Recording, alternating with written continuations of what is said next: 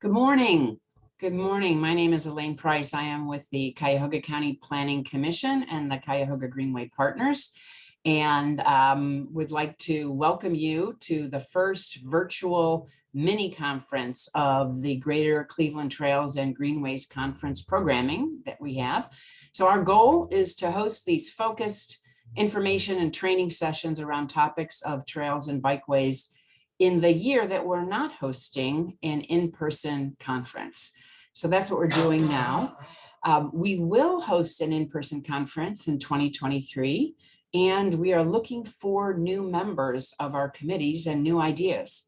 So if you are interested in joining the team and helping to shape the agenda and the activities for the 2023 in-person Trails and Greenways Conference, please contact me at County Planning Commission. So today's sessions are being recorded. Just want you to know that they will be available for future access by folks who weren't able to join us today. Also, the presentation materials that each of our presenters will be displaying, as well as the recordings, will be posted on the GC Trails website within a week or so. If you would still like to participate in one of the remaining sessions for the rest of today as well as tomorrow, you may still do so, but please register so you can get the Zoom link. And there is still room available on the mobile workshops that we're doing this afternoon and tomorrow afternoon. It is important that you register for those so that we know how many people to expect, and that's the method you use for signing the waivers.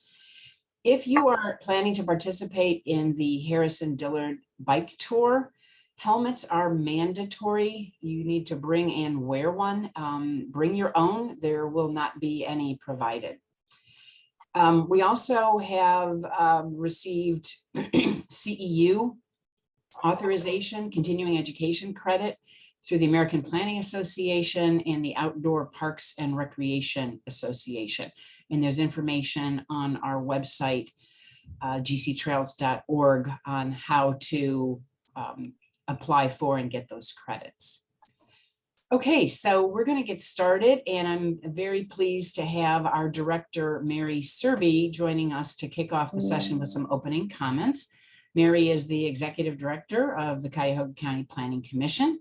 She joined us here in January of 2021 and came to us from Team NEO. She has extensive experience in for-profit and nonprofit and government, focusing particularly in economic development and planning. So here we are doing a virtual session. Please give a virtual round of applause to welcome Mary Serby. Thanks, Mary. Thank you, Elaine. Good morning, everyone. It turned out to be a beautiful morning after some rumblings of thunder and lots of rain, but I'm really happy that we are able to partner with all our great speakers and provide this conference today. At County Planning, we have been dedicated to continuing the plan of the Cuyahoga Greenways plan. Elaine is our champion for sure, and we're looking at ways to better connect communities to trails. And I think, one thing we all know we learned from the pandemic is that people want to be outside. They're embracing outdoors more than they ever have. So the trails and the greenways and all blueprints that are part of the county plan, we're really looking at ways to implement this and really making sure community members, all of our leaders know how important these efforts are to get funding for these trails and make sure that we're providing connections. For those of you who don't know what county planning does, we provide services to the 59 municipalities in Cuyahoga County. We range our services anywhere from master plans to zoning code updates. We have been thrilled to work with so many communities on developing master plans and recommendations for implementation. There are a lot of different things that go into planning. We know some communities have staff to do so, others do not. One thing I will mention, if you are interested, communities can apply for planning grants this year. We opened that up last week. So if you got an email from me about planning grants, please take a look at that. It's something that we've done in the past. We didn't do it last year because of pandemic and carryover projects, but we are looking at ways to help communities. And really, we did a survey, and the top item that people want to look at is parks and green space. So it continues to be a priority for communities. So I appreciate everyone's attendance on this. And I know next year will be great in person. So keep up the great work to all of our partners who are continuing to push trails and greenway efforts in communities. So with that, I will turn it back to Elaine. Thanks, everyone. Thank you so much. I appreciate you taking the time to kick us off today. So our first session that we're doing now is with our friends and colleagues at ODOT, the Ohio Department of Transportation. You're going to be leading us through a session they've titled Planning, Designing, and Funding Projects for All, ODOT's Plan for Walking and Biking in Ohio. So we are joined today by three of our colleagues. We're going to start, well, I'll introduce everyone, but go ahead, turn your cameras on, guys, that would be great. So Jordan Whisler is one of our panelists today. Jordan is the statewide planning manager for the Planning and Research Division of ODOT. And he helps coordinate the development of various statewide plans, including Access Ohio 2045. He works with planning organizations across Ohio to assist in implementing regional planning processes. He is a professional AICP planner. And he earned his degrees in city and regional planning and civil engineering from Ohio State University. We also have Jeremy Thompson. Jeremy is a safety engineer with ODOT Safety Office. He provides subject matter expertise on bicycle and pedestrian safety, as well as equity-related topics. He is the point person for ODOT's new Systemic Safety Funding Program and oversees ODOT's local safety technical assistance program. And then we have Caitlin Harley. Kate is the Safe Routes to Schools Transportation and Active Transportation Manager for ODOT. She works across the agency on bicycle and pedestrian initiatives and priorities. She has been involved in a lot in her 4 years with ODOT, including helping develop the statewide plan dedicated to walking and biking. She helped co-manage the development of the new Multimodal Design Guide and works with partners to get the US state bike routes developed through Ohio and provides technical assistance and resource development. So I believe that Jordan's going to kick us off, and I'm going to turn my camera off and my mic off, and I'll be watching the Q&A function. So if you have any questions, people from the audience, put them in the question and answer, which we will do at the end, and I'll be watching those. Okay. Take it away, Jordan. Yeah, thanks, Elaine. And I'm going to go ahead and try to share my screen. If you can let me know if this comes up, that would be super helpful.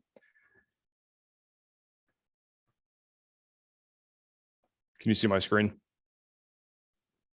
Looks good. Yes. Okay.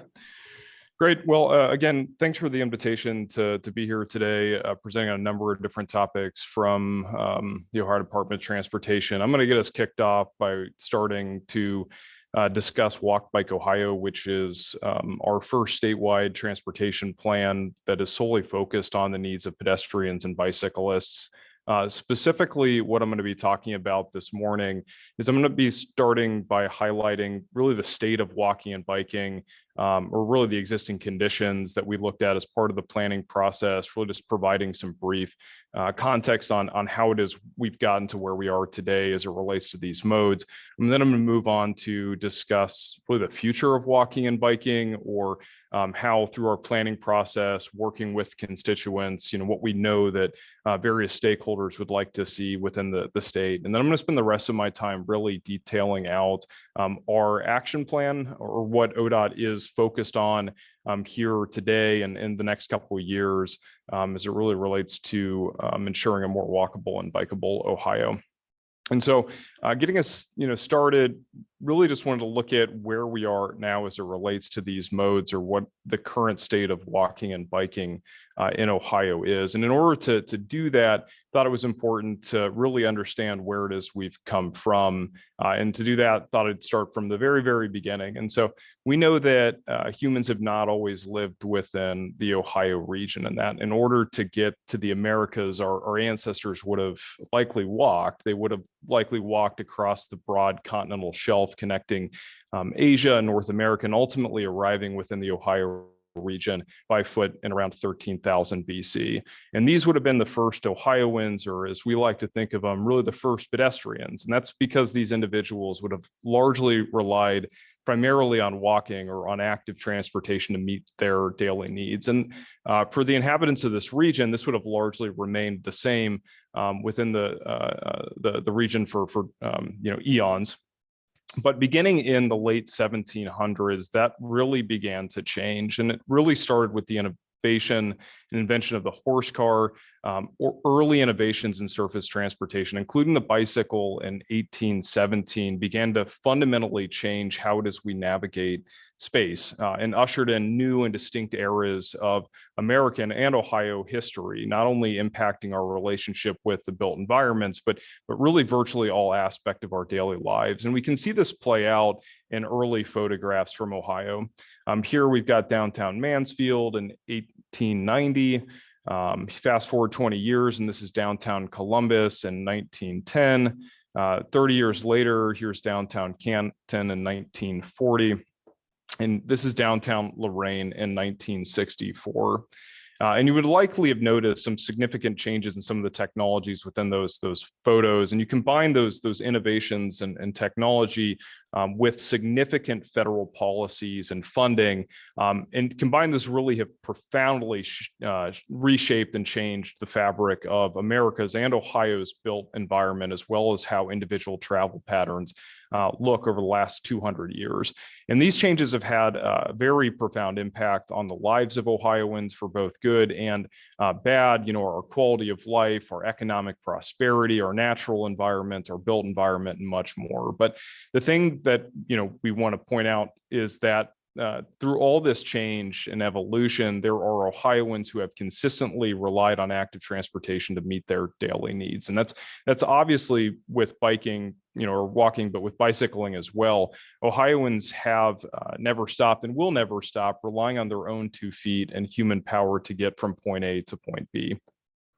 But with these changes in technology and policy and development came segregated land uses and rapid suburban and new suburban development, automobile-centered connectivity throughout large portions of the state. And we know that through both quantitative and qualitative data that these changes have had and profoundly impacted active transportation users within Ohio and their ability to safely and conveniently navigate the transportation system. While most urban environments within the state still feature sidewalk networks throughout a lot of their original development, as suburban developed outwards and from urban centers, sidewalks and bikeways were often not included within that development. And that left the system for pedestrians and bicyclists fragmented and disconnected with many barriers. Additionally, roadways throughout urban centers have been significantly altered and expanded to accommodate automobile demand from surrounding suburban areas, creating significant connectivity and safety concerns for people on foot and on bike. And we know that just like the rest of the country, that ever since the rapid adoption of automobiles beginning in the early 1900s, significant traffic crashes severe traffic crashes between automobiles and non-motorized users have been a major issue for the state of Ohio. We know that even today, Ohio is not trending in the right direction for pedestrian and bicycle safety. Between 2009 and 2018 alone, there was around a 50% increase in pedestrian fatalities and a 6% increase in bike fatalities, with around currently 850 bicycle and pedestrian fatalities and serious injuries occurring within the state every single year. And we know that not all roadways are created equal with respect to safety of non-motorized users, that arterial roadways, and in particular, arterial roadways through urban and suburban areas represent major safety concerns for pedestrians and bicyclists. 56% of fatal pedestrian and serious injuries and 46% of bicycle fatalities and serious injuries occur on arterial roadways, with these roadways making up only 8% of our transportation system within the state. We also see disparities across socio-demographic and socioeconomic groups as it relates to walking and biking. And that's, in particular, as it relates to safety. In Ohio, data indicates that pedestrian and bicycle crashes disproportionately impact people of color. In 2017, 18% of Ohio's population identified as non-white, but they accounted for 30% of fatal pedestrian crashes. We also see disparities among gender in bicyclists. The 2009 National Travel Survey found that males biked at a rate of 2 to 1 compared to their female counterparts. And in a recent survey conducted by The Ohio State University, when women were asked to identify why they don't bike, almost half said safety and nearby traffic was a major barrier. And so it's not surprised that in Ohio today, we have a combined mode share for walking, commute mode share for walking and biking of 2.5%. And that makes us the 28th out of all states in the country for commute mode share rankings. And related to this, and while we know it's not the sole factor, the decline in active transportation has impacted the livability and health outcomes of our state. Currently, Ohio is ranked 47th out of 50 for health behaviors, which include obesity and physical inactivity, which account for 19% of adult Ohioans meeting federal guidelines for physical activity. And so, admittedly, in providing just a brief snapshot of the current state of walking and biking here this morning, I've chosen to really focus on some of the more disheartening realities that we face because they're important and things we don't want to lose sight of. But with all that in mind, there is a lot of reason to believe that the future of walking and biking is bright in Ohio. We know that there was fantastic work happening across all of Ohio within hundreds of organizations, likely including your own, to not only address these issues, but to really capitalize on some of the opportunities that a more walkable and bikeable future would bring. And so throughout Walk.Bike.Ohio planning process and development, we engaged thousands of individuals and hundreds of professionals to really understand what their current initiatives are, their programs, their investments, their goals, really what it is they and what we want to see for the future of the state as it relates to these modes and to active transportation overall. And so that's led us towards a collective vision or what we think the future of Ohio might look like as we've defined it within Walk.Bike.Ohio through that collaboration. And as we look forward, what we're envisioning is a future where walking and biking is safe and convenient and accessible transportation option for everybody. And that vision is supported by 6 main goal areas. That includes safety, equity, network connectivity, livability, network utilization, and preservation. And so I'm going to spend a little bit more time diving into each of these and defining this. And so, through Walk.Bike.Ohio, we really looked out at safety and really envision a future that is focused on the safety of all of our users of our transportation system, and one where our partners in ODOT are working diligently to reduce and eliminate the number of pedestrians and bicyclists being seriously injured and killed on Ohio's transportation system. We envision a future focused on equity, ensuring that Ohio's transportation system is accommodating users of all ages, abilities, and income, one where your socioeconomic and demographic status doesn't determine whether or not you're afforded the opportunity to safely and conveniently meet your own needs. We envision a future where connected and continuous pedestrian and bicycle networks, and there's opportunities for all Ohioans in suburban and urban and rural areas to have access to connected walkways and bikeways. We see a future where our transportation system is not a barrier to quality of life, but one that actively facilitates it. A future where pedestrian and bicycle infrastructure is treated and maintained like the critical infrastructure that it is. And a future that really, regardless of age and ability, there are opportunities to increase walking and biking in your daily life.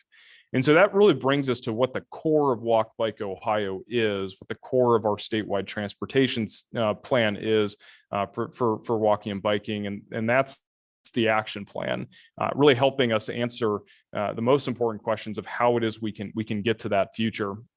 And so to be, completely honest, we know that vision of the future is one that is larger than the Ohio Department of Transportation, and one that partners and focused efforts are needed at all levels of government and organizations and stakeholders within the state. And so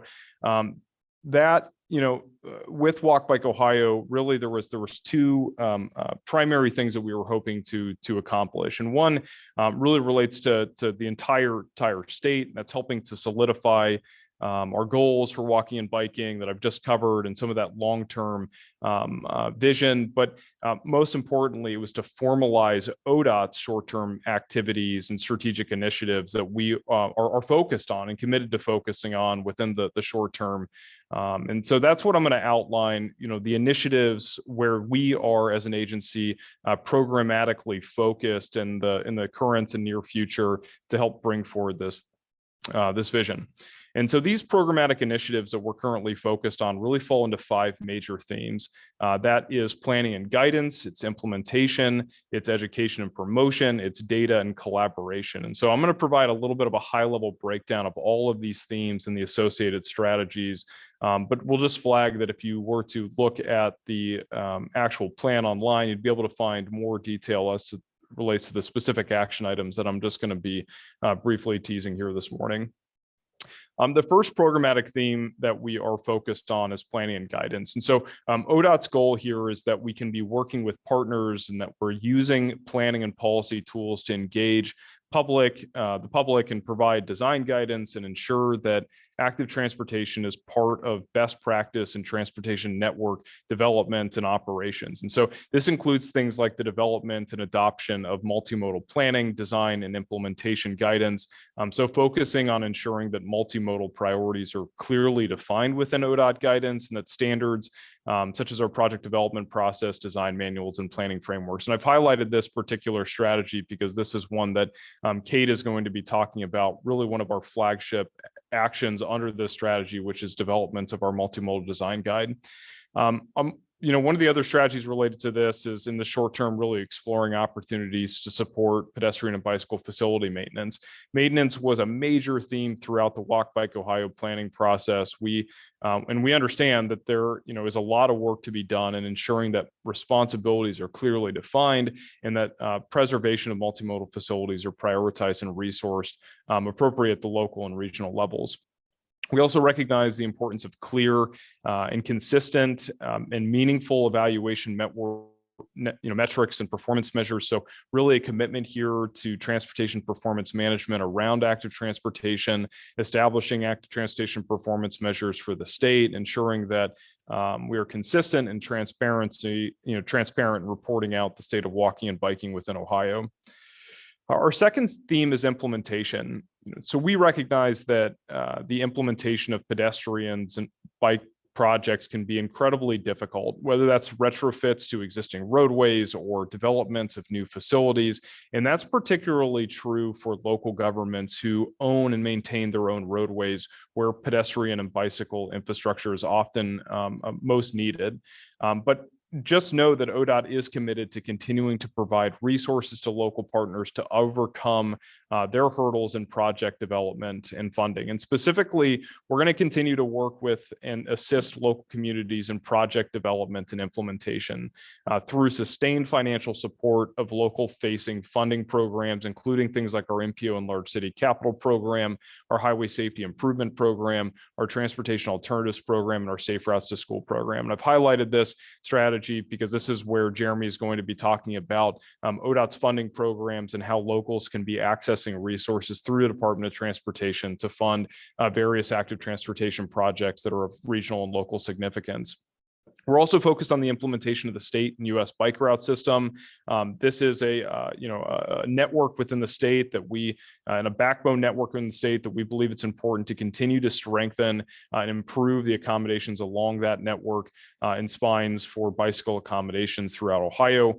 And lastly, we're going to continue to support regional and cross-jurisdictional project implementation. So working to ensure that connectivity doesn't end at jurisdictional boundaries within the state, a state that is home rule and has a lot of different municipalities and local governments making independent decisions on their transportation network. Our third theme is education and promotion. So continuing to work with our partners to use education and promotion tools to educate and inform roadway users, elected officials, and practitioners on walking and biking matters. This includes the development of educational materials for roadway users on rights and responsibilities impacting people walking and biking, educating elected officials at all levels about the importance of a more walkable and bikeable state, providing technical assistance and education to practitioners, including planners and engineers and law enforcement and their partners, and continuing to promote walking and biking as a transportation option. Our fourth theme is data. We recognize that collecting and maintaining quantitative and qualitative multimodal data is critical to ensuring that our decision-making processes reflect the full spectrum of mobility within the state. And to that end, we are going to continue to work to develop statewide active transportation asset inventory. So understanding where it is there are facilities within the state and how those connect to one another, as well as their condition and usage, continuing to understand and establish active transportation monitoring programs. So understanding where there is utilization of networks within the state, and continuing to actively expand safety data collection and analysis within the agency. And so our last programmatic theme that we focused on as part of the development of Walk.Bike.Ohio is collaboration. And so as I mentioned earlier, we recognize that developing and sustaining relationships with partners is critical in moving towards a more safe and convenient and accessible future for Ohio. And we're committed to engaging state and regional and local practitioners and advocates to leverage resources and achieve common goals, and specifically working to strengthen ongoing coordination and collaboration between ODOT and local partners, and also continuing on strengthening collaboration between the Ohio Department of Transportation and other state agencies within state government. And so I know that was a fire hose of information, really start to finish, but that is a real high level overview of some of the things that we've looked at as part of the planning process, things that we had many conversations with stakeholders across the state as we were developing this plan and finalizing it within 2020. We have been incredibly fortunate to have had significant engagement through, hundreds of partners throughout the process for development of Walk.Bike.Ohio. And as a result, we think we've developed, an action plan and that our agency is focused on things that are responsive to the needs within Ohio today, is going to position us well as we move into the future. I would encourage you to check out the final plan on our website. You can find the link here, and I believe we're going to be sending out slides after this session here today. But if you're interested in anything that I've talked about, you'd be able to find it on our website.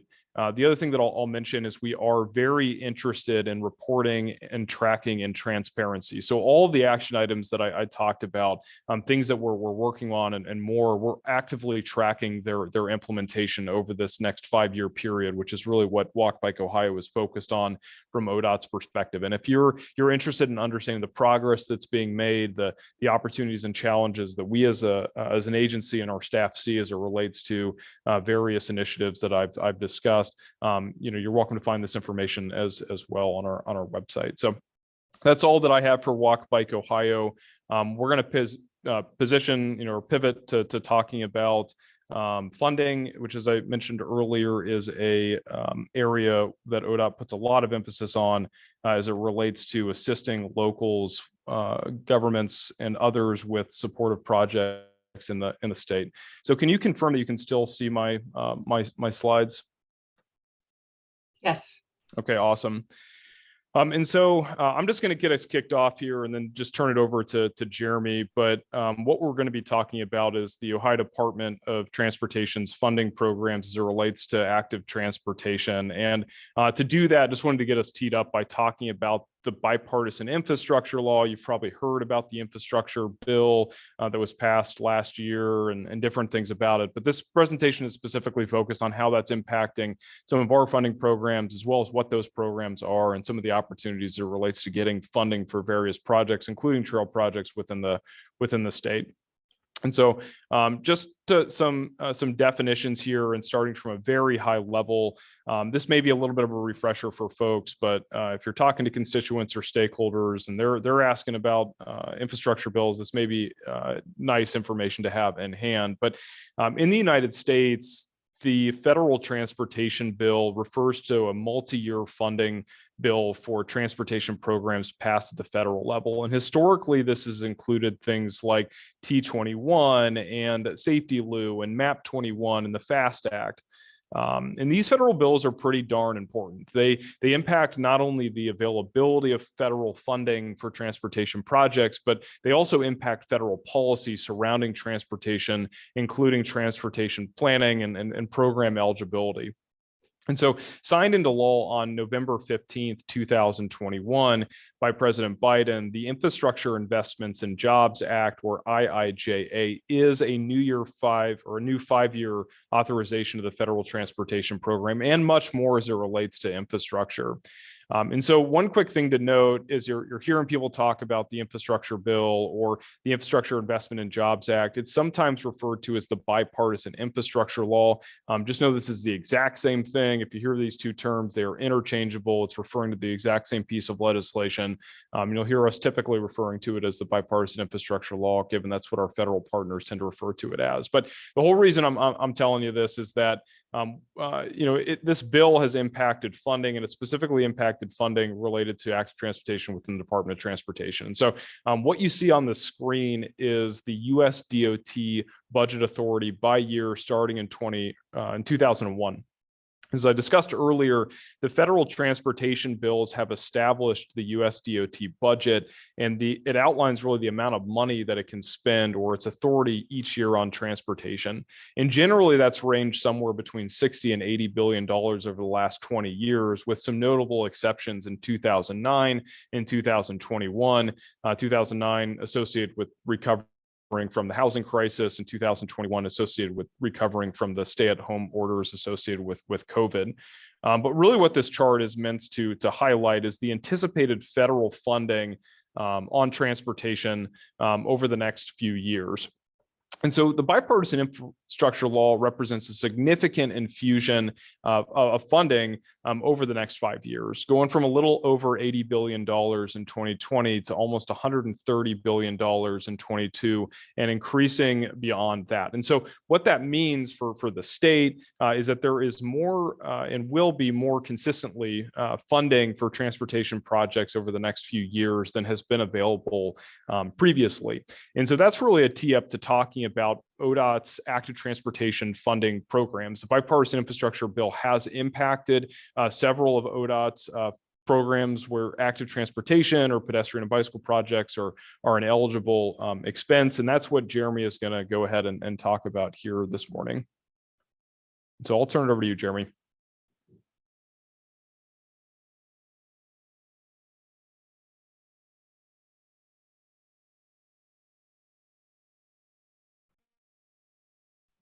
All right, thanks, Jordan. Sorry, the video and mute button moved there for a second. As Jordan mentioned, I'm gonna cover some of the active transportation related funding programs that we have through ODOT. After that, I'm also gonna touch on some of the discretionary grant opportunities at the federal level. And then I'll end with some equity considerations that have been introduced at both the state and federal level in recent years. So the four programs I'm gonna be talking about are the MPO and Large City Capital Program, ODOT's Highway Safety Improvement Program, ODOT's Transportation Alternatives Program, as well as the Safe Routes to School Program. So starting with the MPO and Large City Capital Program. Through this program, ODOT sub-allocates capital improvement budgets to the 17 MPOs, as well as 5 large cities.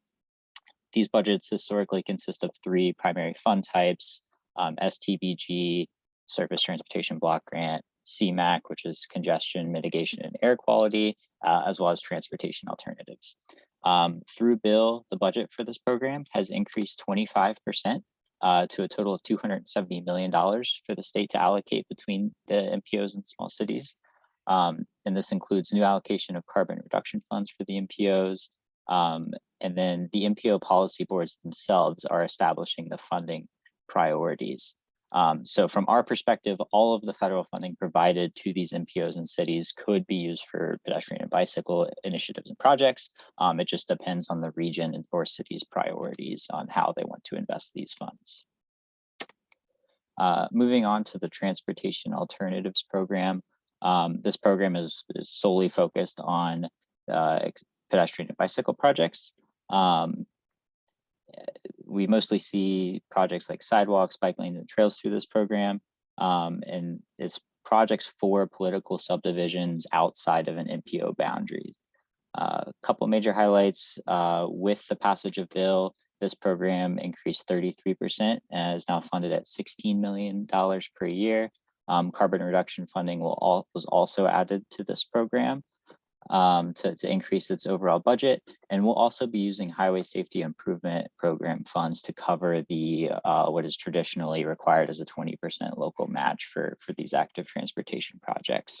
I will note that this funding is usually for construction only, and that they usually target 3 or 4 years out. So this next round of TAP will be targeting construction fiscal year 26 or 27.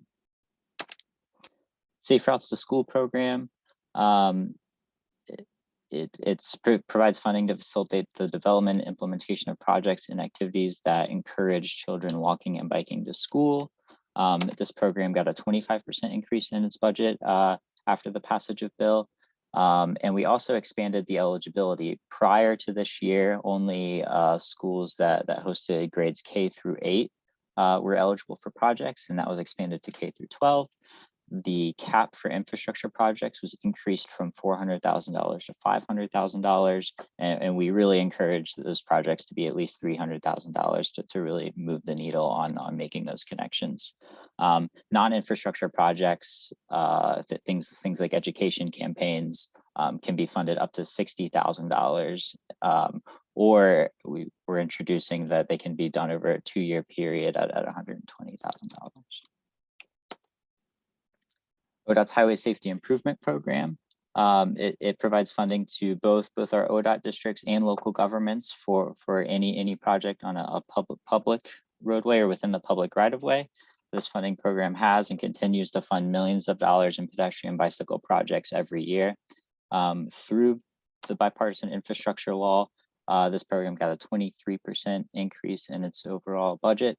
And also through the Bipartisan Infrastructure Law, it's mandated that any state that has at least 15% of their fatalities involving a bicyclist or pedestrian, they must allocate 15% of their federal safety dollars to projects addressing the safety of vulnerable road users. Ohio did trigger this rule in 2020. So this upcoming federal fiscal year that starts here in 10 days, we're going to have to allocate at least $15 million to these projects. We allocate well above that number every year so far, so we'll have no problem meeting that, but it's just another check to make sure that we are meeting our goals. We also recently increased our funding for systemic safety projects. We're really focused on pedestrian safety through that program, things like crossing, gap filling, that kind of stuff. I also want to highlight a couple example trail projects that the safety program has funded over the last couple of years. The one you see on your screen, the safety program funded that connection in blue that was made. The green lines are connections that were made by Butler County in the southwest part of the state. And they were just really trying to fill that gap through that State Route 129 interchange. Came to the safety program with the project. It's a corridor that's used frequently by pedestrians and bicyclists. That was a logical connection. These are the types of projects that we're trying to target through the safety program. Another example project here in Columbus, State Route 161 on the northeast side of the city. It's a very commercial suburban arterial road that has some auxiliary lanes off of that primary route, as well as a north-south trail to the east and to the west outside of this graphic. So the safety program funded this initial phase to connect that north-south trail on the east to that north-south trail on the west, through 161, as well as get bicyclists off the road and provide a wider facility for pedestrians along this route.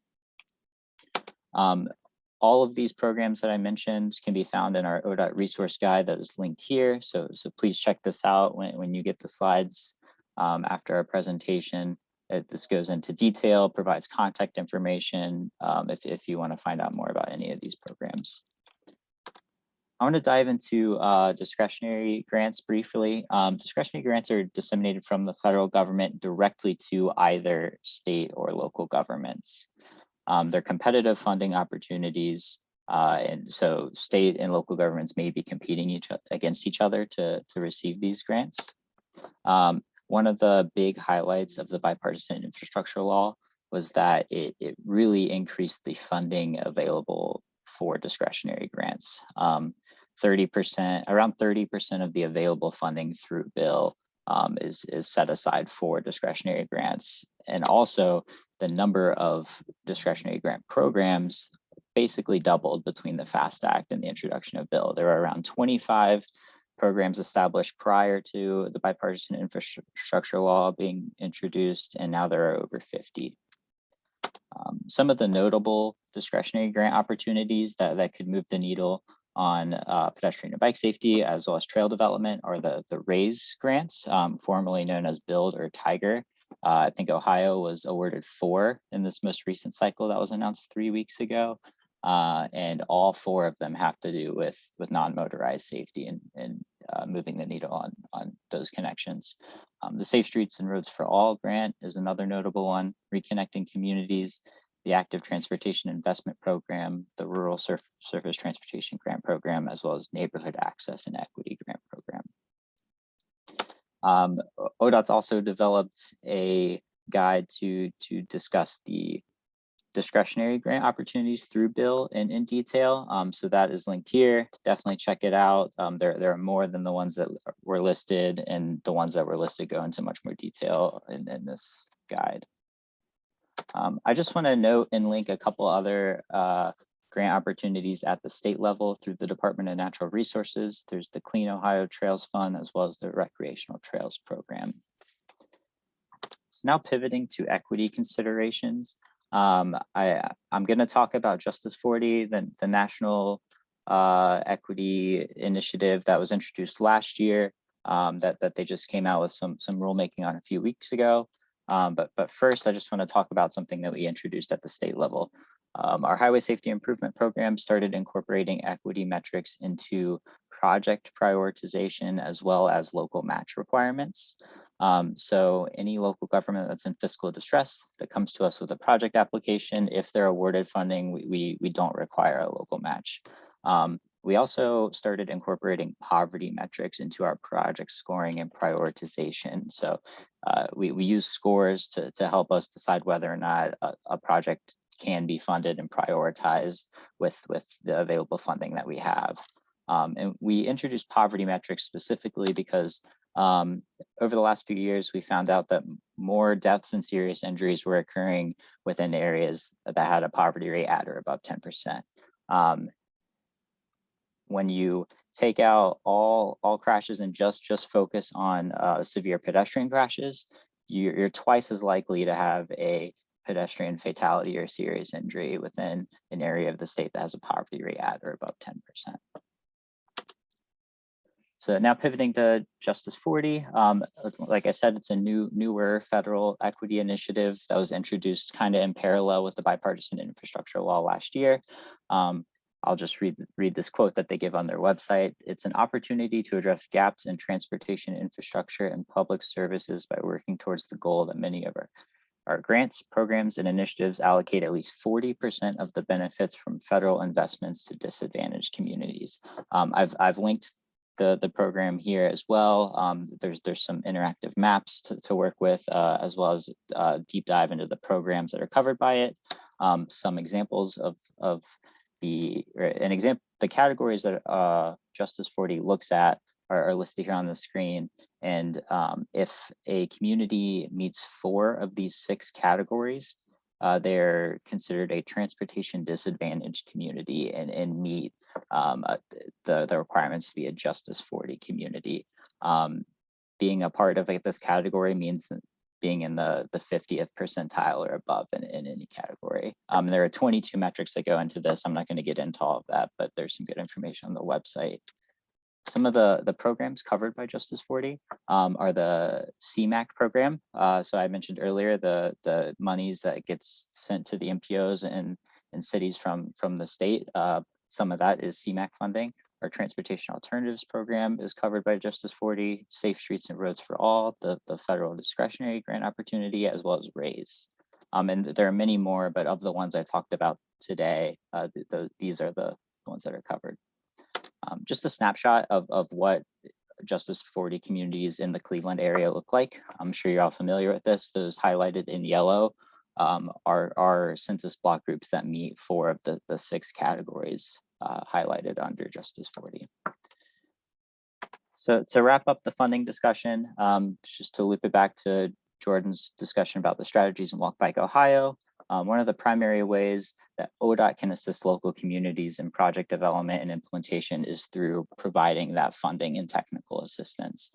So all the programs I talked about and listed and many more are ways that ODOT and the federal government are more than willing to help out in the development of moving the needle on active transportation safety, making those vital connections, and making our system more accessible for all.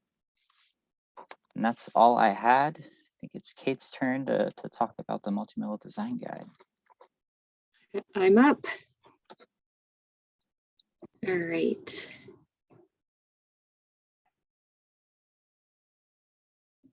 How does that look? Looks good. Thanks. Okay. All right. And then last but not least, we wanted to talk a little bit about ODOT's new multimodal design guide.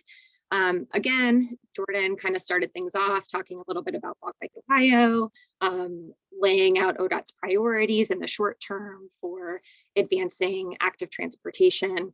And one of those major strategies is related to multimodal planning, design, and implementation guidance. And so a major strategy that the agency's been focused on over the last 2 years has been the development of a new multimodal design guide. This was first published this year back in April. And to date, we've also developed a series of 101 training videos, and we'll be opening a registration for a more in-depth training opportunity really soon.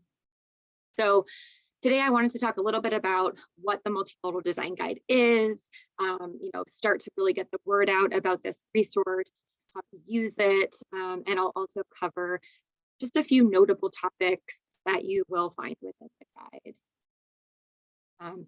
Overall, the Multimodal Design Guide is ODOT's source for planners and designers who are implementing pedestrian and bicycle facilities in ODOT right-of-way, as well as through the local LET process. We really believe that having this more comprehensive state-of-the-practice design guidance is going to help advance ODOT's vision, mission, as well as all of the goals that Jordan outlined that we have for walking and biking in the state. So overall, this is really ODOT's premier resource for bicycle and pedestrian design.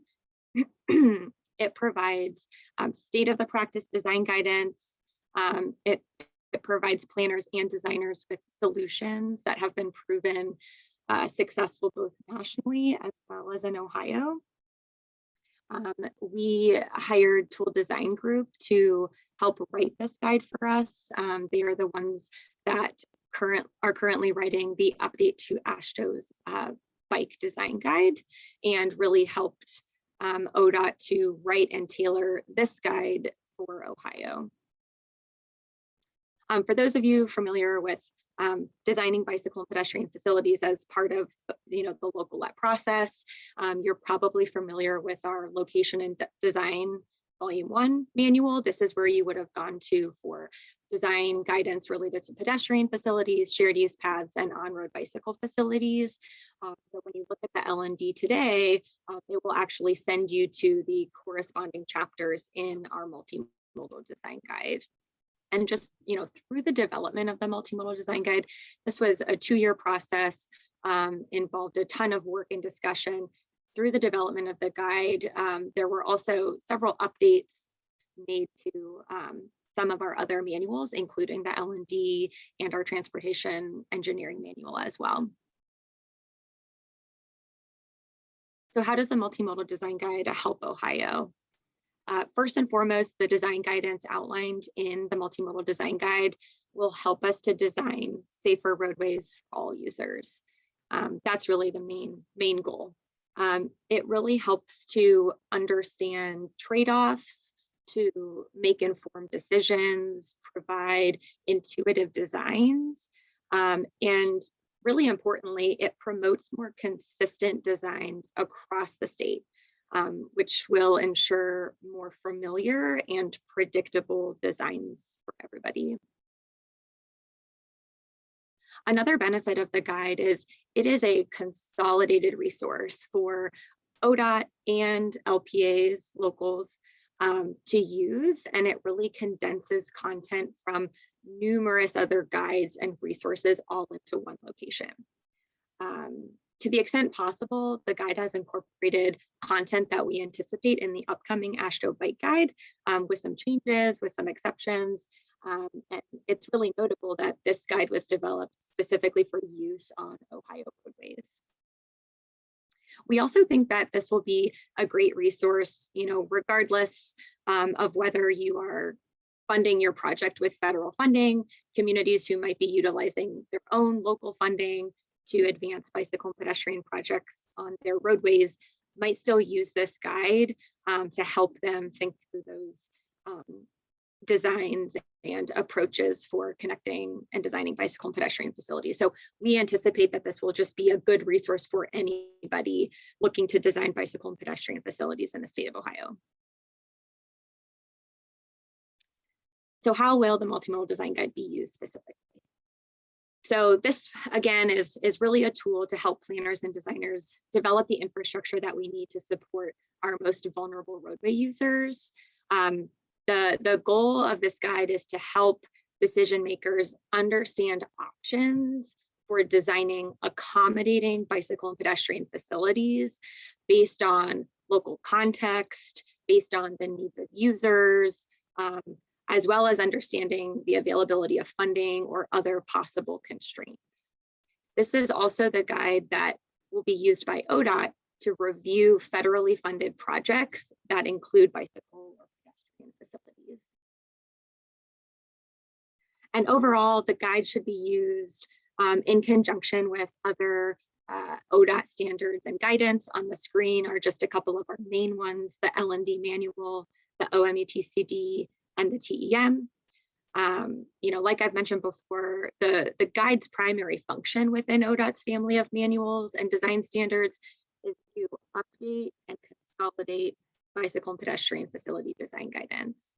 And this guide takes into account national design guidance, such as AASHTO, NACTO, looking at, pulling in resources from FHWA, including resources from ADA, NCHRP reports, PROAG, a lot of acronyms, but basically major national design and standards. So that's really my introduction to the guide.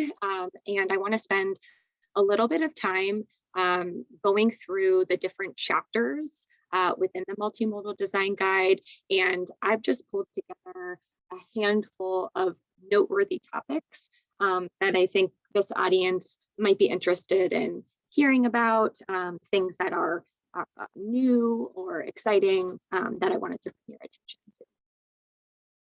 So overall, this design guide is 12 chapters. It's over 400 pages. It's quite a substantial guide. And for those of you who are particularly interested in trails or more specifically shared use paths, there's an entire chapter 5 dedicated to the design of shared use paths. So just to get us started with chapter 1, wanted to flag that chapter 1 includes a pretty robust section on definitions and terminology. And I just wanted to bring your attention to this because I think it's really helpful. It's a helpful part of the guide to get familiar with. I think it helps to build more common vernacular as we talk about bicycle and pedestrian facilities in Ohio. So, for example, the definition of a bikeway, understanding when we say bikeway in the Multimodal Design Guide, what are we talking about? This is really focused on facilities that designate space for bicyclists distinct from motor vehicle traffic. And so within the definition of bikeway, we're not talking about shared lanes, we're not talking about sidewalks, we're not talking about signed bicycle routes, or even shared lanes with sharrows. We're mainly talking about facilities that are providing dedicated space, all of the different types of bike lanes, shared use paths, and in addition, it also includes bicycle boulevards because those are designed very deliberately to prioritize the safety and through movement of bicycles. So just sort of an interesting part of chapter 1. Chapter 2 is where we talk a lot about context sensitivity. So chapter 2 is our multimodal planning and design scoping process. There's a lot of content in here related to planning and related to scoping in bicycle and pedestrian facilities into projects, understanding what might be accommodating given your local context and the roadway that you might be working on. And so you'll see here a variety of different land use context classifications. We have specifically included the inclusion of rural town, which we believe to have a similar, propensity for short trips as our urban areas or suburban areas. So you'll see that we oftentimes group together urban, suburban, and rural town, and then differentiate that maybe from the facilities that might be needed or appropriate in more rural areas, just as an example. And so within chapter 2, you'll see us including charts that help identify the types of appropriate facilities based on land use context classification, looking at walkways. You'll also see a variety of charts or graphs that look like this. So this is showing our preferred bikeway type chart. So understanding the context, which is at the top of the slide. This graph is intended for urban core, suburban, and rural town contexts. And understanding the recommended facility is really at the intersection of speed and volume. And so there's a variety of graphs like this that from kind of more of this planning or scoping perspective help us understand preferred facility types. That's chapter 2. So chapter 3 is elements of design. There's a lot of content in chapter 3 related to basic design information, site distance, stuff like that. This is where you'll also find a variety of dimensions of devices that might be operated on bicycle and pedestrian facilities in the state of Ohio. So just flagging this because there's a whole slew of devices and dimensions that we've included as we think about getting ahead, providing a lot of information on the types of diverse users that might be using these facilities. Skipping ahead to chapter 5, this is our chapter dedicated to shared use path design. Lots of content here related to widths and clearances. We include charts that help to assign minimum widths for shared use paths depending on the anticipated peak hour volumes. This is an example of where the guide outlines the minimum, which is really our recommended dimension. And then on the right, we also include information that relates to constrained widths. So in constrained environments, information on how you have flexibility there.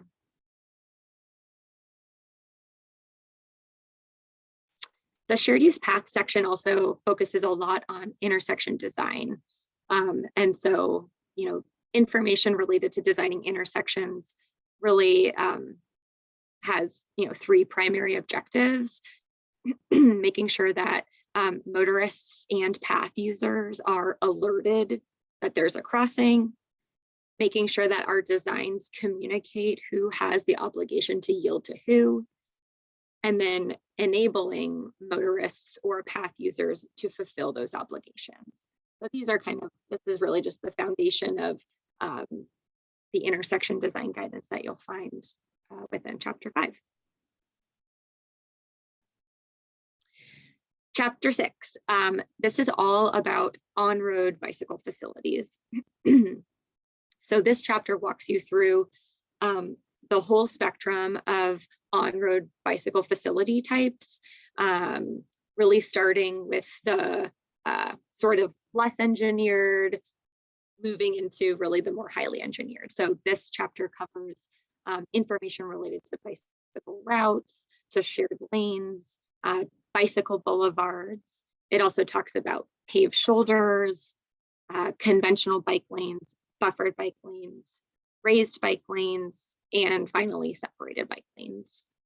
So there's distinct sections for each of these types within Chapter 6. Separated bike lanes is new to statewide design guidance. We haven't had separated bike lane design guidance previously, and so there's a lot of information related to separated bike lane design.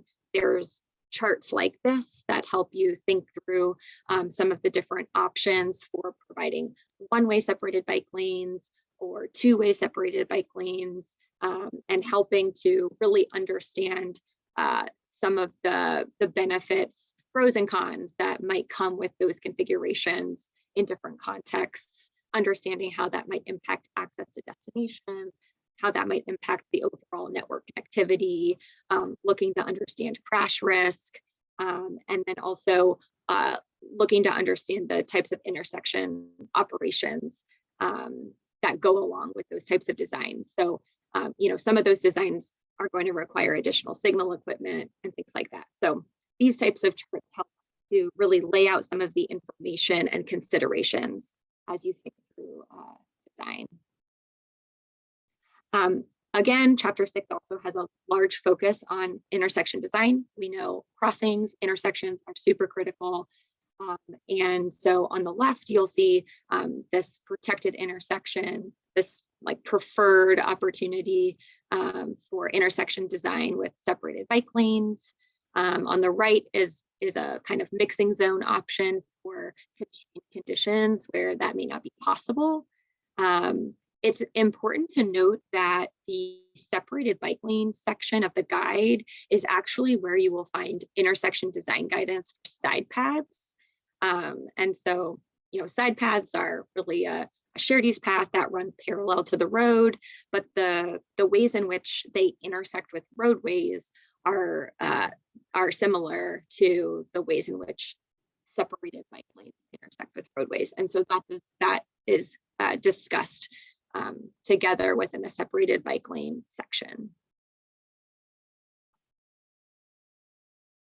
I'm skipping up to, well, Chapter 7 is next, but I want to point out Chapter 7 is all about motor vehicle facilities supporting multimodal accommodation. So this doesn't provide design guidance on dedicated bicycle and pedestrian facilities. This provides design guidance on motor vehicle facilities in a way that makes them more accommodating to people walking or biking. So this is the chapter where you'll find information on traffic calming. This is also somewhat new to our statewide design guidance, and we felt that it was really important to include strategies for traffic calming within the multimodal design guide. Particularly within our urban areas, we hear from communities that space is limited and it can be challenging to find the room for dedicated facilities. But as we think about traffic stress and safety, some of those things that contribute to that are speed, volume, and the type of facility that you're in. So if you're not able to provide a dedicated facility, the other things that you're able to control in that equation are speed and volume.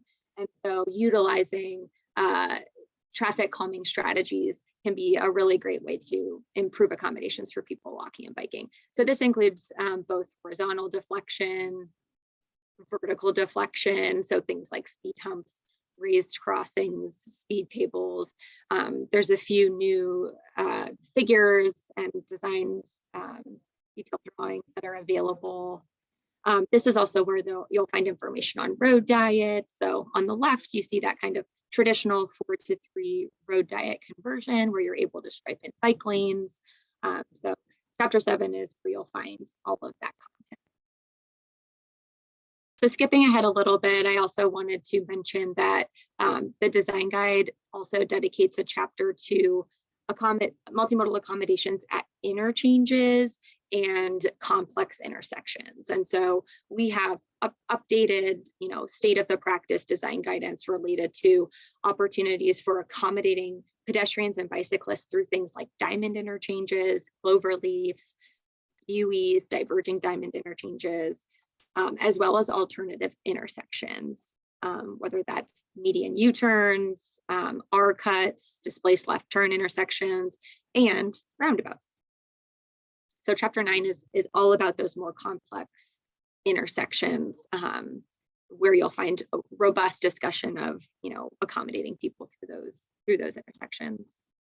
And then last but not least, I did just want to mention as well that the final chapter of the guide discusses maintenance. We know that maintenance is a huge topic across the state, and a challenge as communities think about both routine maintenance and winter maintenance. And so chapter 12 just discusses management approaches, the types of maintenance that you might be dealing with, specifically talks about winter maintenance, and additional resources. So check out chapter 12 for some of those maintenance considerations. We know that these are real considerations to be thinking about, even early on when we're designing facilities, making sure that we're able to maintain them, keep them clear, because a bike lane only accommodates you if it's feels safe to ride in it.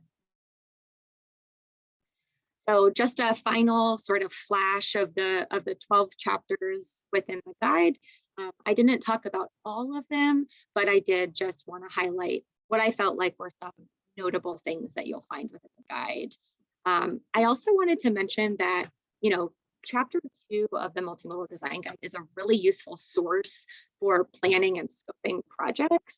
But we do also have a more in-depth resource dedicated to bicycle pedestrian planning as well. So, we published an active transportation plan development guide last year, and it outlines a 7-step process for developing a standalone active transportation plan. It can also be used to inform other types of transportation plans you might be working on. But just wanted to put this on your radar. The guide is flexible enough to be used at any geographic scale, whether you're a local community or looking to do a more regional plan. And it provides direction on how to complete a plan based on a variety of available resources. So if you're looking to do kind of a lower effort, lower cost planning approach, or if you're looking to do something that's a little more higher effort, more in depth, there's something for everybody within this guide. There's also a template that's available for you to download if you want to utilize that to develop a standalone active transportation plan. And all of this is available on ODOT's active transportation webpage. And then finally, I just want you to know that when you do go online, check out the Multimodal Design Guide, we will be publishing a series of 101 training videos very soon, potentially tomorrow. So look out for those. They're a great way to get familiar with the guide without reading 450 pages. And these videos are between like 5 and 30 minutes, just depending on the amount of content. Highly recommend checking those out. We also consider this to be kind of a prerequisite to signing up for our more in-depth live training sessions, which will be, we call it our 201 training. These will be virtual, but they'll be live, and it'll be 2 3-hour training sessions offered over 2 days. And this will be delivered by the authors of the guide from Multimodal Design Group. So look out for information. If you're subscribed to LTAP or our ground newsletter, we'll be sending information about these trainings really shortly. And for more information, you can feel free to reach out to me with questions about the Multimodal Design Guide. I've also included staff from our Office of Roadway Engineering who are managing the guide and are a great frontline resource for any design information. And that's all. Excellent. Thank you very much. Big thanks to Jordan, Jeremy, and Kate. A lot of information presented. Again, highly recommend that you all, if you're with staff of a community, highly recommend that you and your engineers, whether they're on staff or whether they're contract engineers, participate in these training sessions that are going on. I think they're really critical. I'll ask a quick question, Kate. Will participation in those training, at least the live ones, be considered for continuing ed credits? You guys thought about that yet? I don't believe we're offering those as part of this session, but I think that in the future, we'll look to have a training that is available at any time through LTAP, which is tied to credits. So it's something we'll do in the future, but won't be available for this first round. Okay, great. Okay, we have a couple of questions in the question and answer box. We'll get started with those. We invite all of you, if you have any questions for any of our speakers or anything that has to do with ODOT in general, please put it in the Q&A and I will be taking a look at that. I do want to comment, Jeff from University Heights did note that University Heights, in partnership with Cleveland Heights and South Euclid, and they're doing some work with Euclid and Shaker Heights as well, are putting together a plan to help bring the East Side Greenway, which was the precursor to the county Cuyahoga Greenways plan. They're going to be moving forward on that. And we're looking at that as a really great pilot. And it's going to have a lot to do with using neighborhood side streets that meet certain requirement for safety and level of traffic stress, et cetera. We in Cuyahoga County are calling those now neighborhood greenways. So what you all at ODOT are referring to as bicycle boulevards, we've just kind of evolved to use a different term for that, but it is the same thing. So I wanted everybody to know that. So Leah asks, what did or does ODOT's public engagement process look like for Walk.Bike.Ohio in order to identify those needs of users? Who would like to take that? Yeah, I can start here. And I think there's a good distinction between what we thought our public involvement was going to be and what it ultimately was, given that this plan was completed through COVID, sort of hitting midstream. But within Walk.Bike.Ohio, public involvement involved a couple rounds, 6 regional meetings within the state, 2 rounds of those. So we went through into a number of different regions, including the Cleveland region at NOACA's offices to meet with various stakeholders and partners, as well as the public, to discuss draft strategies, the plan, go over those materials. There were 2 rounds of public surveys within the state as well. I believe we received over 1,000 comments on those surveys when they were deployed. We did regional stakeholder meetings and with a number of folks as well, sort of like core groups of advocates and other folks. One of the biggest things, though, that I think we got out of Walk.Bike.Ohio and our public involvement strategy is at the beginning of the planning process, we stood up an active transportation advisory committee, essentially a steering committee to guide plan development. This is made up of representatives, from metropolitan planning organizations across the state, city engineers, county associations, township association advocates, and others. And this group helped guide the planning process and help serve as sort of a treetops approach to engage. But I think importantly, it's also a group that we have retained after plan development, which they continue to advise us on this work and keep us honest, so to say. So a lot of different facets of that also morphed into public meetings and town halls as part of Walk.Bike.Ohio development due to COVID, and we sort of cut our teeth on some of those tactics there. But hopefully that helps. Great. There's a follow-up question also from Leah. Does ODOT's Walk.Bike.Ohio and design guidelines implement or partner with Vision Zero? And Kate may be able to weigh in on this as well. The short answer before I start ranting on about this is yes. Long answer is that Vision Zero is a flavor of safety planning and work that is in alignment with things like towards zero deaths, as well as the safe systems approach out of FHWA way. It's in line with ways that we think about reductions and elimination of fatalities and serious injuries within the state as it relates to pedestrians and bicyclists. We view, Walk.Bike.Ohio, as well as the Multimodal Design Guide, as serving a lot of different purposes and needs, not just safety, but understand that safety and zero fatalities and a safe systems approach is baked into both the Multimodal Design Guide as well as our work on Walk.Bike.Ohio. Absolutely. And I would say in general, I think, Vision Zero plans or Vision Zero policy work at the local level is, I believe looking at how we plan for people walking and biking, how we consider those people within design. So I think that these types of resources are, going to help move the needle towards zero deaths, and communities could consider dedicating plans to those users, those vulnerable roadway users, could consider, adopting design guidance to, impact how they approach design in their community. So hopefully these types of resources kind of help to do that. Just to give a specific example, one of the strategies outlined in Columbus Vision Zero was the completion of the multimodal design guide, so that they can absorb and expand on that for their own initiatives. Okay. Here's a fun question. David asked, are any plans to facilitate crosswalk roadway art as a way to not only beautify streets, but calm car traffic? Some cities outside of Ohio have done this with promising results. I put in a brief answer to this one. So there aren't plans to include this within statewide design guidance at this time.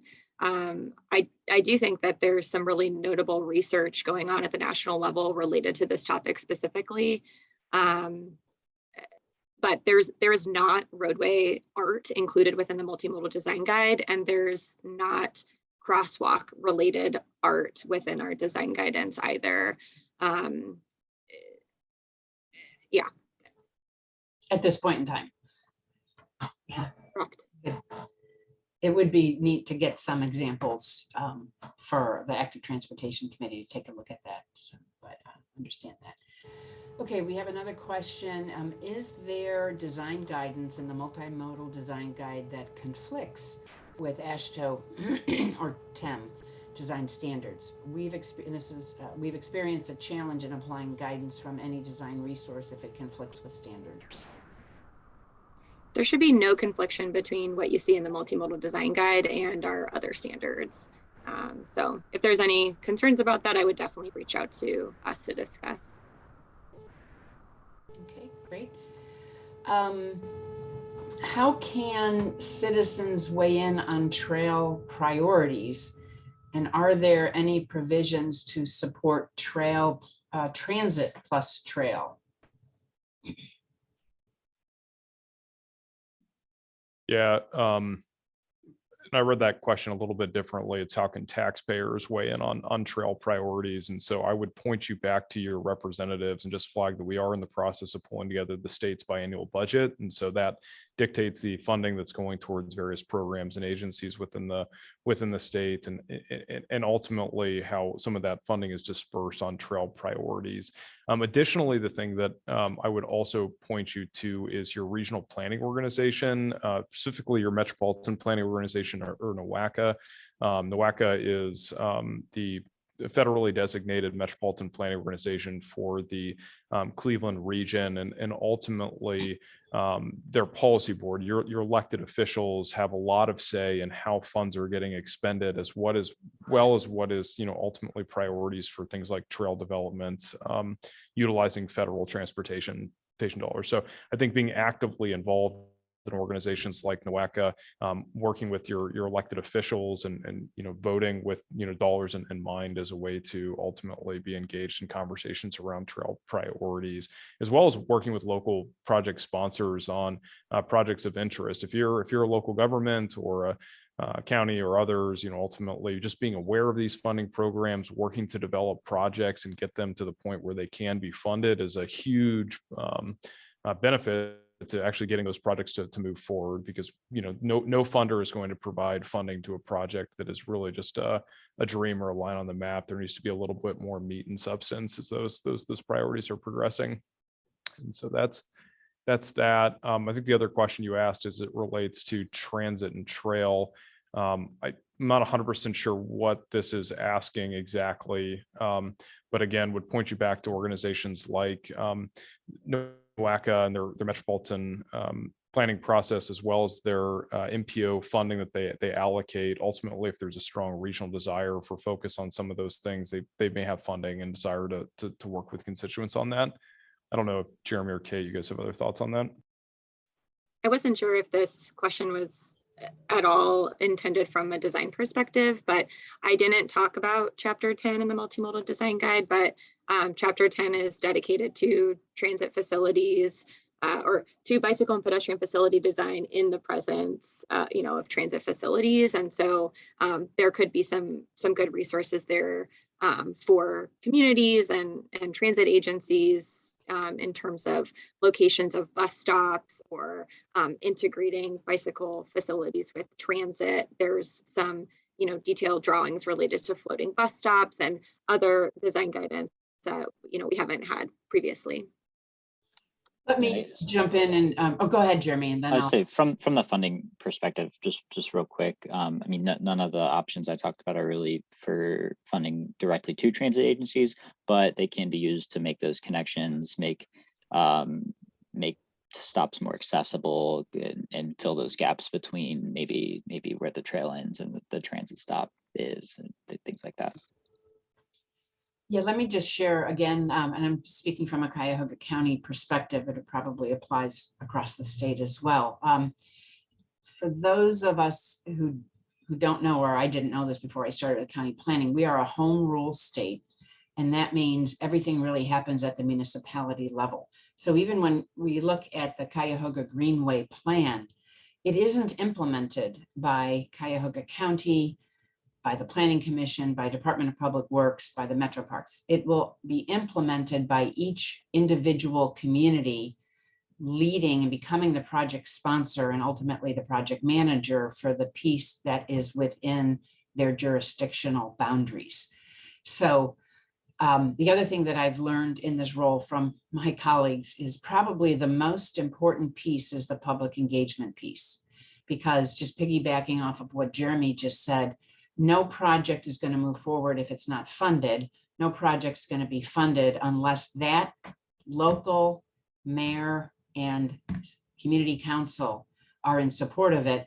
And that local mayor and city council are not likely to be in support of it unless a lot of citizens show up and voice their interest in that particular project. So we've seen projects get approved to move forward overwhelmingly because the citizens came forward and said they wanted that.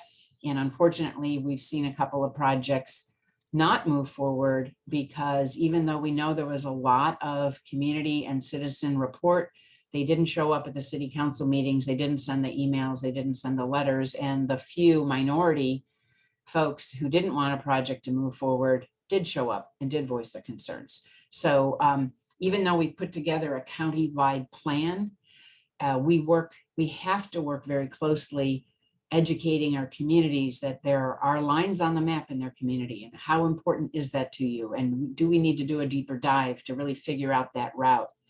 And that's what moves a project along to make it ready, and projects that are ready get funded.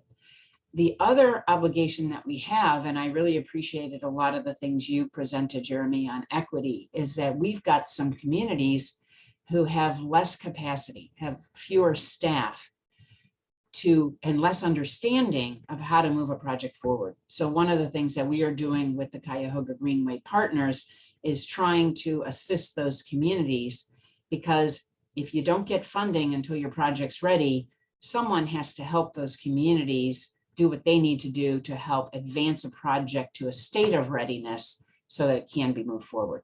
And we need citizen involvement in that as well.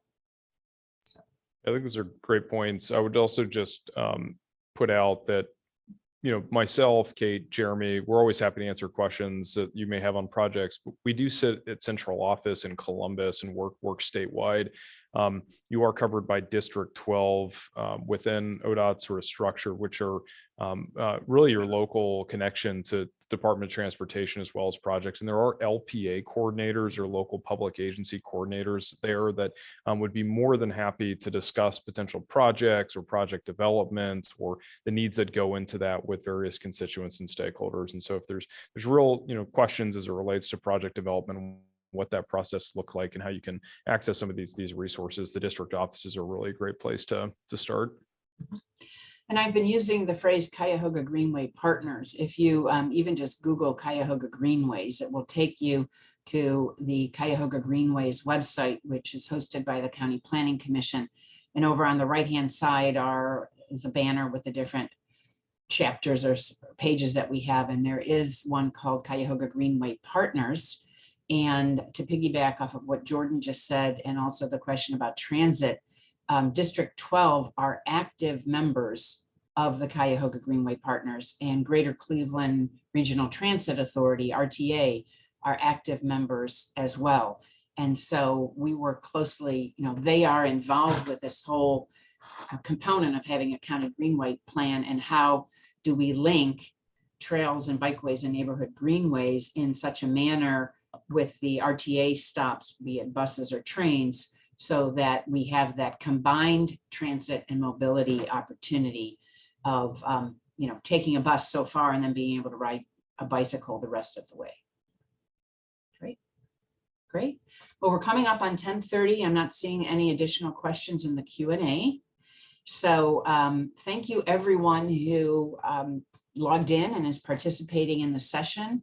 We had close to 70 people registered, so it'll be interesting to see how many we had participate, and we really appreciate that. I'd like to give a big thank you to Jordan and Jeremy and Kate for taking the time and sharing all this information. We work closely with them. County Planning and the Greenway Partners are active members of the Active Transportation Advisory Committee. So again, we appreciate you pulling together this information.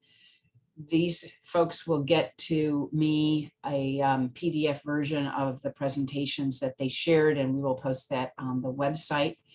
And again, our next session is on how to use social media to raise awareness and advance a project, which piggybacks off of what we were just talking about. That'll start at 10:45. And we do have slots available for the mobile workshops this afternoon. If you go on the gctrails.org website, you can sign up for that. And a big virtual round of applause thanking you for the presentation that you've given us today. Thanks, everybody. Thank you. Thank you. Thanks.